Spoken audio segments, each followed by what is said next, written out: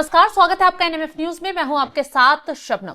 लोकसभा में बड़े गर्व से किताब के कुछ पन्ने लहराकर प्रधानमंत्री मोदी पर गंभीर आरोप मढ़ने वाले राहुल गांधी आज खुद सवालों के कटघरे में खड़े हैं। राहुल ने सदन में दावे तो बड़े बड़े कर दिए, लेकिन अब दिल्ली पुलिस की एफआईआर ने उनके दावों की हवा निकाल कर रख दी है। पहले पूरा मामला समझिए। पूर्व army chief general MM Naravane की किताब 4 स्टार्स ऑफ डेस्टिनी अभी छपी ही नहीं है। उसे रक्षा मंत्रालय से क्लियरेंस मिलना अभी बाकी है। नियम कहते हैं कि बिना मंजूरी के इस किताब को एक शब्द भी बाहर नहीं निकाला जा सकता। लेकिन 2 फरवरी को राहुल गांधी संसद में उसी किताब का हवाला देकर कह रहे थे कि प्रधानमंत्री पहलगाम संकट के समय अपनी जिम्मेदारी से भाग गए। अब सवाल खड़े हो गए हैं कि जब प्रकाशन पेंगुइन इंडिया कह रहा है कि किताब छपी ही नहीं, तो राहुल गांधी के हाथ में वो लीक कॉपी किसने थमाई? क्या राहुल गांधी ने देश की सुरक्षा से जुड़ी गोपनीय जानकारी को बिना जांचे परखे राजनीतिक फायदे के लिए इस्तेमाल किया? क्या एक गैर कानूनी तरीके से सर्कुलेट हो रही पीडीएफ फाइल राहुल गांधी के लिए परम सत्य बन गई? इसी का पता लगाने के लिए दिल्ली पुलिस ने अब इस ऑनलाइन सर्कुलेशन के खिलाफ एफआईआर दर्ज कर ली है। जांच अब इस बात की होगी कि रक्षा मंत्रालय की फाइलों में बंद वो सच आखिर राहुल गांधी के पास किस रास्ते से पहुंचा। यह मामला अब सिर्फ प्रधानमंत्री पर आरोप लगाने का नहीं रह गया है, बल्कि राष्ट्रीय सुरक्षा के साथ खिलवाड़ और नियमों को ताक पर रखने का भी बन गया है। तो आज इसी पर चर्चा करेंगे। चर्चा के लिए मेरे साथ जुड़े हुए हैं वरिष्ठ पत्रकार पंकज प्रसून जी। पंकज जी, जिस तरीके से संसद में राहुल गांधी एक किताब की कुछ पन्ने लहराते हैं और प्रधानमंत्री मोदी पर आरोप लगाते हैं, आखिर कहां से वो किताब राहुल गांधी के पास पहुंची, कहां से वो पन्ने पहुंचे, इसको लेकर दिल्ली पुलिस अब जांच पड़ताल कर रही है। क्या राहुल गांधी आने वाले वक्त में फंस सकते हैं? राहुल गांधी का सवाल नहीं है। सवाल यह है कि किस वजह से एफआईआर दर्ज की गई जी। दिल्ली पुलिस के स्पेशल सेल ने एफआईआर दर्ज किया है। हाँ। और लोगों को प्रोसेस या प्रक्रिया का पता नहीं है, इसलिए तरह तरह के सवाल हैं। जब भी आप किसी आर्म्ड फोर्सेस में होते हैं, जैसे आप नेवी, एयरफोर्स या आर्मी में होते हैं, और अगर आप कोई किताब लिखते हैं तो पहले आपको उस किताब का जो क्या बोलते हैं, जो टेक्स्ट आप लिखते हैं, उसको रक्षा मंत्रालय के पास भेजा जाता है उसे। और वहां से रक्षा मंत्रालय क्या करता है कि आपके डिवीजन में भेजता है, आपके रेजिमेंट में। जैसे उदाहरण के तौर पे शबनम काम कर रही है गोरखा रेजिमेंट में, और शबनम को रिटायरमेंट के बाद दिल किया कि मैं एक किताब लिखूं अपने एक्सपीरियंस में। तो आप अपने किताब में जो लिखेंगी, छपने से पहले वो रक्षा मंत्रालय को भेजेंगे, और रक्षा मंत्रालय गोरखा रेजिमेंट को भेजेगा, और वो देखेगा वो कि कुछ किताब में ऐसी बात तो नहीं है कि जो देश के लिए जरूरी है, संवेदनशील जानकारी है। और फिर वहां से एनओसी मिलता है, और जब एनओसी मिलता है तब ये किताब छपती है। ये हर किसी के लिए है। लेकिन नरवणे ने भेजी है डिफेंस मिनिस्ट्री को। डिफेंस मिनिस्ट्री ने अभी एनओसी नहीं दिया। अच्छा। एनओसी जब दिया ही नहीं तो ये किताब आई कहां से? और राहुल गांधी संसद भवन के बाहर उसे लहरा कैसे रहे थे? ये देखिए, यही वाली तस्वीर। बिल्कुल। कैसे कल को जाके मान लिया कि मैं आर्मी में काम कर रहा हूं, मैंने एक किताब लिख दी कि भारतीय सेना कहां पे डिप्लॉयड है, और मैंने ये लिख दिया कि यहां पे सही नहीं है, यहां गलत है, यहां नहीं, ये होना चाहिए। कल को जाके वो किताब दुश्मन ही पढ़ेगा तो उसको तो पता चल जाएगा ना कि कहां पे भारतीय सेना डिप्लॉय की हुई है, एग्जैक्ट लोकेशंस कहां है। मैं तो कर सकता हूं ना ये बदमाशी। बिल्कुल। तो क्या ये सही है? दर्शक बताए। मैं पार्टी पॉलिटिक्स में पढ़ना ही नहीं चाहता, लेकिन फौज और देश सबसे बड़ी बात है। दिल्ली पुलिस ने जो एफआईआर दर्ज की है, वो जहां किताब छपने के लिए गई है या रक्षा मंत्रालय के जिन अधिकारियों के पास किताब गई है, उनसे तो सवाल तलब किए ही जाएंगे। लेकिन क्या जांच की आंच राहुल गांधी तक पहुंचेगी कि आपके पास कहां से ये जो पेपर हैं, लीक पेपर, वो कहां से आए? इसमें राहुल गांधी कहीं नहीं। या तो पब्लिशर है, क्योंकि पेंगुइन बुक इंडिया जिसने इस किताब का कॉन्ट्रैक्ट लिया है छापने का, उसने प्रेस रिलीज में साफ साफ कह दिया कि हमारी तरफ से कोई लीक नहीं हुई, हमने छापा नहीं है किताब को अब तक। तो फिर लीक पब्लिशर ने यह कहा कि पब्लिशर ने कहा कि कुछ ऐसी कॉपी थी जो कि नरवणे को दी गई थी। अच्छा। और वो कॉपी क्या होती है ना, एक फ्री कॉपी चेक करने के लिए होती है। जैसे क्या है कि आप सब एडिटर एक बार देख लीजिए कहीं कुछ मात्रा गलत तो नहीं है, अरेंजमेंट तो नहीं हो, ये हर राइटर को मिलती है ये मार्केट में आने से पहले। तो आशंका ये है कि नरवणे ने ही ये किताब जो उनको फ्री कॉपी मिली है, या तो उन्होंने खुद दी राहुल को, या उन्होंने कुछ ऐसे व्यक्तियों को दिया होगा देखने के लिए जिन्होंने राहुल गांधी तक पहुंचाया। तो लेकिन इस मामले को तो देश की सुरक्षा से जोड़कर भी देखा जा रहा है, जिस तरीके से चीन और भारत की जो गलवान घाटी में जो भी संघर्ष हुआ उसका जिक्र किया गया, तो ये तो गंभीर हो जाता है मामला। बिल्कुल एक जिक्र नहीं है। देखिए, मुझे इससे कोई मतलब नहीं है कि उन्होंने अपनी किताब में क्या लिखा है। मुझे इससे मतलब यह है कि क्या एक डिफेंस पर्सनल जो कि थल सेनाध्यक्ष जैसे पद तक पहुंचा है, क्या वो ब्लंडर कर सकता है इस तरह का कि अभी उसके डिवीजन से नई एनओसी मिला है, रक्षा मंत्रालय से नई एनओसी मिला है, फिर वो किताब को वो पब्लिक कर सकता है क्या? और मैं आपको एक और विस्फोटक जानकारी दे रहा हूं जी। आज तक की एक पत्रकार है मौसमी से, उन्होंने कार्यक्रम में दावा किया है कि नरवणे ने ही वो किताब राहुल गांधी को प्रोवाइड कराई। अच्छा, यह उनका दावा है।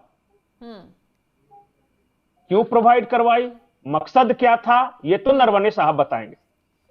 शीला भट्ट का भी एक ट्वीट वायरल दूसरी बात जी, उन्होंने भी यही किया कि अब क्या हुआ कि जब ये एफआईआर वगैरह दर्ज हो गई, जब वो फंसने वाले हैं, तो सुनने में ये आया है, बकौल शीला भट्ट जी जो वरिष्ठ पत्रकार है, उनका ये कहना है कि अब पक्ष विपक्ष कह रहा है कि इसको रहने दो, अब ये डेडलॉक खत्म होने वाला है, संसद में आप देखिएगा कि आगे अब स्मूथली सब कुछ चलेगा, क्योंकि अब मामला बहुत सेंसिटिव हो गया है। बिल्कुल, कल को जाके कोई भी इंटेलिजेंस का कोई आदमी, कोई फौज का आदमी, नेवी का, एयरफोर्स का आदमी कुछ भी लिख के इस तरह बांट सकता है ना। बिल्कुल, सवाल तो यही खड़ा हो रहा है, क्योंकि आरोप जो लगाए जा रहे हैं उनका कोई सबूत नहीं है, कोई गवाह नहीं है, सिर्फ एक किताब की कुछ आप पत्रिया लेकर आए, उसको संसद में खड़े होकर लहरा दिया। जाहिर सी बात है, संसद में कोई बात कहेंगे तो दूर तक जाती है, ये राहुल गांधी भी जानते हैं। वो बकायदा रिकॉर्डेड रहता है हिस्ट्री के लिए, उसका रेफरेंस दिया जाता है, वो राह चलता कोई मीडिया का बूम नहीं है कि कुछ भी बोल के निकल गए। वो संसद भवन है और वहां जब आप बोलते हैं ना तो वो हमेशा के लिए रिकॉर्ड में रहता है। कल को जाके रेफरेंस जैसे हम निकालते हैं ना कि 23 जनवरी 1962 को जवाहरलाल नेहरू ने संसद भवन में खड़े होकर ये कहा था और उसको मेंशन करते हैं, उन्होंने कहा था, इसका मतलब सत्य होगा। संसद जो होता है ना, पार्लियामेंट्री डॉक्यूमेंट्स बहुत इंपॉर्टेंट होते हैं और वो फैक्चुअली करेक्ट माने जाते हैं।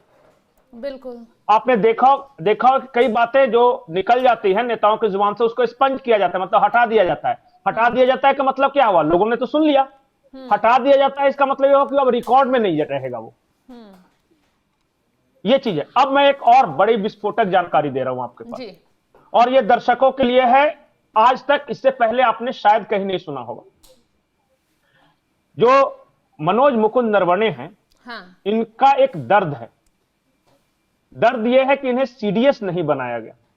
अच्छा, ये बनना चाहते थे और कुछ आर्मी पर्सनल्स ने, जो इन्हीं के आसपास के लोग हैं, उन्होंने सोशल मीडिया पोस्ट कर यह जानकारी दी है ये आहत हैं, मोदी सरकार से नाराज थे क्योंकि इनको सीडीएस नहीं बनाया गया।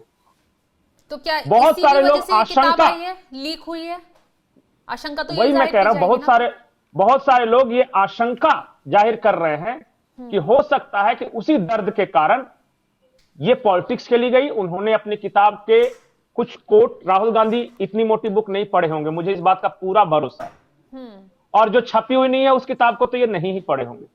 बाकायदा इन्हें किताब भी दी गई और मेंशन करके बताया भी गया कि इस किताब में ये है, और बाकी वो वायर वाले के पास भी कैसे आया वो भी पता करना पड़ेगा।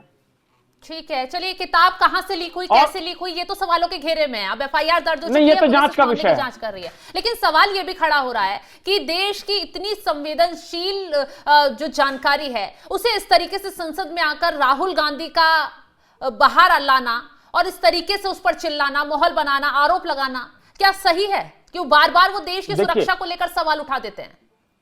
देखिए, मैं एक बात कहता हूं, राहुल गांधी ने जो जानकारी दी है या फिर जो बोलने की कोशिश कर रहे थे या मीडिया में बोला, वो बहुत ज्यादा संवेदनशील नहीं है।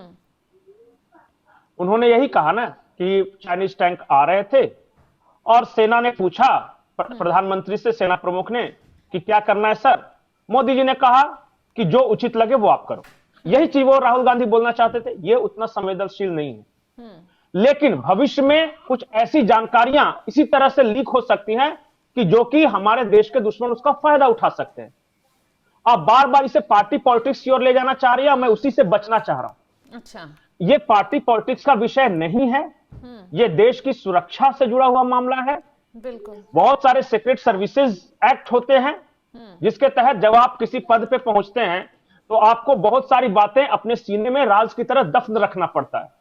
जाहिर सी बात कल को जाके कोई भी इस तरह की सेंसिटिव जानकारी अगर लीक करेगा तो चलिए इस जानकारी के बारे में तो कह सकते हैं कि उतनी सेंसिटिव नहीं है, लेकिन कल को इसी चीज का रेफरेंस देते हुए, चूंकि राहुल गांधी ने सदन में खड़े होकर यह कहा है, तो कल को कोई दूसरा नेता कह सकता है ना कि 2026 में इसी पार्लियामेंट में खड़े होकर वो एलओपी राहुल गांधी ने एक सेना प्रमुख का किताब का कुछ कोट पढ़ा था, तो मैं भी इसको पढ़ सकता हूं। हो सकता है कि भविष्य में ये जानकारी बहुत सेंसिटिव हो, बिल्कुल, जो दुश्मनों को नहीं लगना चाहिए, और ये अनपब्लिश्ड किताब है।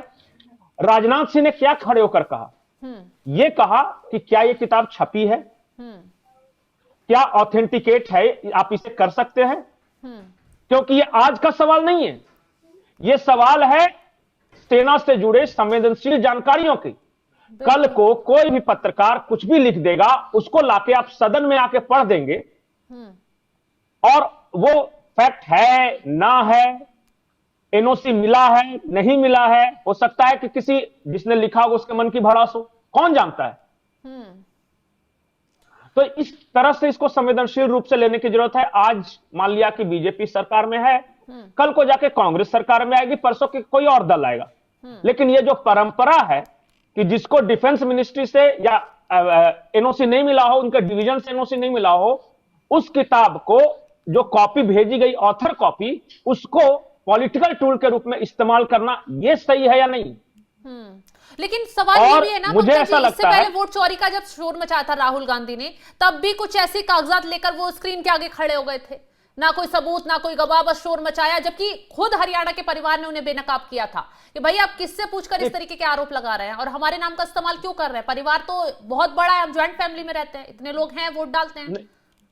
देखिए, राहुल गांधी राजनीतिज्ञ हैं, वो राजनीति करेंगे, तो राजनीति करने के लिए तथ्य भी तो होने चाहिए कि कुछ भी किसी ने थमा दिया, किसी ने झूठे आरोप लगा दिया, आप उसी को संसद तक खींच कर ले जाएंगे। तथ्य पे राजनीति नहीं करते और न होती है। आप किसी पार्टी का कोई भी नेता को अगर कह देंगे कि वो सिर्फ फैक्ट्स पे बात करे, तो वो नहीं करेगा, क्योंकि इससे नैरेटिव बिल्डअप नहीं होता। राहुल गांधी को मैं इसलिए दोषी नहीं मान रहा हूं, या किसी भी पॉलिटिशियन को, या चाहे वो निशिकांत दुबे हो, मैं इसलिए इनको नहीं दोषी मान रहा हूं, इनका काम है राजनीति करना। मेरा सवाल देश के सिस्टम को लेके है कि सरकारें आएंगी जाएंगी, हमारी भारत मां सुरक्षित रहनी चाहिए, बिल्कुल, यह बड़ा विषय है। और सेना प्रमुख सीडीएस बने ना बने, किसे डिमोट किया गया, किसे प्रमोट किया गया, इसका मेंशन होगा राजनीति के लिए, लेकिन सेंसिटिव जानकारी इस तरह से लीक नहीं होनी चाहिए। बिल्कुल जाहिर सी बात है, और इसीलिए इस बार वो जानकारी सेंसिटिव नहीं थी, ये हमारी किस्मत। कल को जाके कोई इस तरह का राहुल गांधी के जगह पे कोई भी एबीसी नेता किसी भी फौज के किसी अफसर की कोई किताब लेके कुछ भी मेंशन कर सकता है संसद भवन के पटल पे खड़े होकर या मीडिया में, उससे हमारे देश की सुरक्षा खतरे में आ सकती है। इस बात का महत्व है। बिल्कुल, इसी बात के महत्व को आगे बढ़ाते हुए दिल्ली पुलिस ने इस मामले में एक्शन लिया है। फिलहाल बहुत बहुत शुक्रिया तमाम जानकारी देने के लिए पंकज जी आपका। तो अब आगे दिल्ली पुलिस इस मामले में जांच कर रही है, कौन कौन रडार पर आएगा, किसने ये किताब के कुछ पन्ने लीक किए, राहुल गांधी के पास ये किताब कैसे पहुंची और क्यों इस किताब को लेकर इतना माहौल बनाया गया, सभी सवालों का जवाब अब दिल्ली पुलिस खंगाल रही है और हो सकता है जल्द इस मामले में बहुत बड़ा खुलासा भी हो जाए। तो फिलहाल इस खबर को लेकर आप क्या कुछ राय रखते हैं, कमेंट बॉक्स में जरूर बताइएगा। तमाम बड़ी खबरों की अपडेट के लिए आप हमारे साथ जुड़े रहें। नमस्कार।